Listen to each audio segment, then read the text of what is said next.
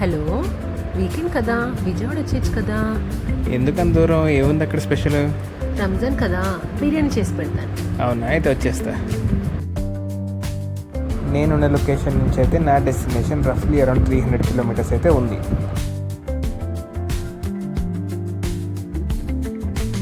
కార్లో అయితే currently 78% charge అయితే ఉంది. డ్రైవ్ మోడ్ అయితే సెట్ చేసుకున్నా అండ్ ట్రిప్ ఒకటి రీసెట్ చేసేసాను.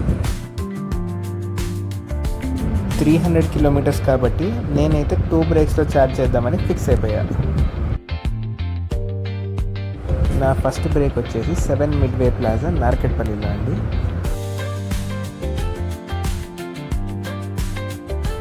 ఇక్కడ నేను 20 మినిట్స్ ఛార్జ్ చేస్తే 40% నుంచి 62% వరకు వెహికల్ అయితే ఛార్జ్ అయింది.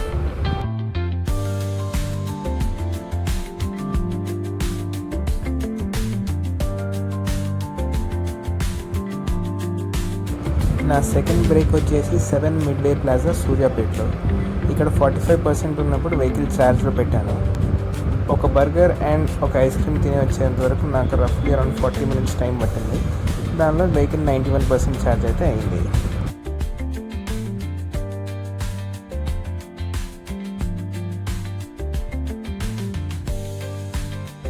ఫైనల్గా నేను డెస్టినేషన్ రీచ్ అయ్యడానికి నా వెహికల్లో అయితే 37% ఛార్జ్ అయితే ఉంది.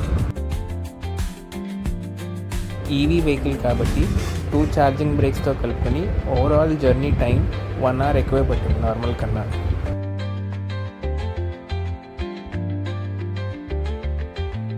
టోటల్గా 333 కిలోమీటర్స్కి రఫ్లీ అరౌండ్ 1500 స్పెండ్ చేసి వచ్చేసాను నేను బిర్యానీ కోసం.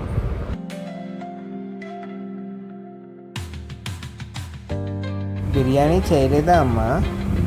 ఇవాళ శనివారం, ఇక్కడ ఇదే పెడతాం.